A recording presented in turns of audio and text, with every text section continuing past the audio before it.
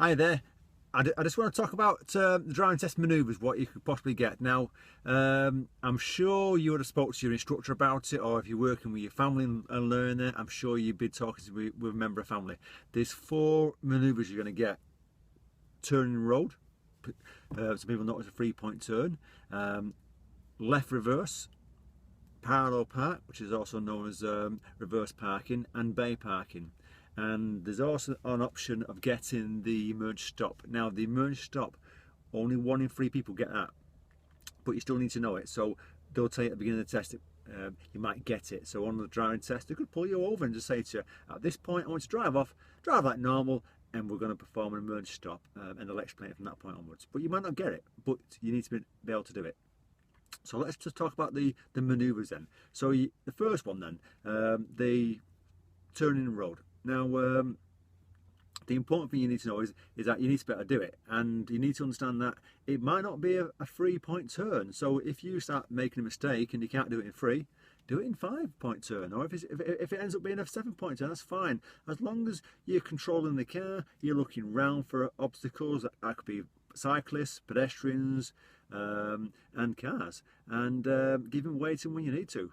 And also remember that they might not do it on a flat road, they could do it on a hill. So you need to be able to pull off on a hill and do the manoeuvre. So that's something to think about also.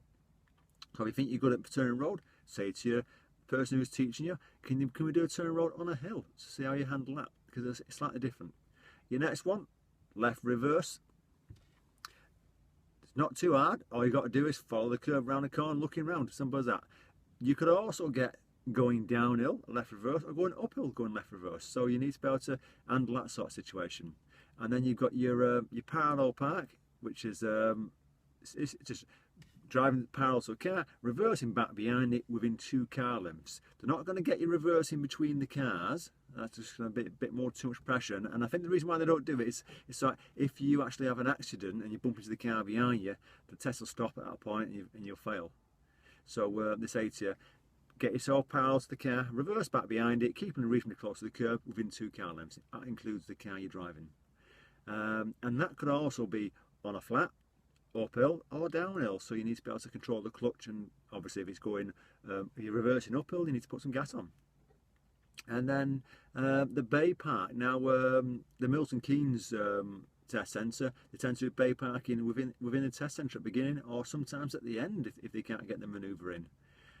So that's something you need to be able to do also. Bay parking, you know, practice it in a car park with the person who's teaching you. Hopefully that'll give you an idea. Now, people do say to me, do I know what manoeuvre I'm going to get on my driving test? Well, I don't know what you're going to get because I'm not the examiner. Now, the examiner will come out and they'll call your name out, and they'll have a test route laid out where they're going to ask you to go. On that test route, there'll be preferred areas where they're going to ask you to do a manoeuvre. So you could be driving down a certain road and they'll know they're going to pull you over to do a left reverse. And I know it's because when I sat in the back of the car sometimes on the tests, they'll pull, there's a good example, the examiner pulls the person over and he's talking about doing a left reverse ahead of him, and as you're about to set off, a truck drives past him and parks on the corner, so they can't do a left reverse. The examiner says to him, well, let's drive on, go around the corner, and she's got a 3-point turn. So that was handy for her. So I'm hoping this little bit of advice will give you a bit more insight to what manoeuvres you can get, and to understand that you could get any one of them. Okay, good luck with your driving. Good luck with your driving test. If it's helped you to understand what manoeuvres you could get on the test, then fine, give it a thumbs up, and don't forget to subscribe to my channel. Take care, safe driving, and good luck with your driving test.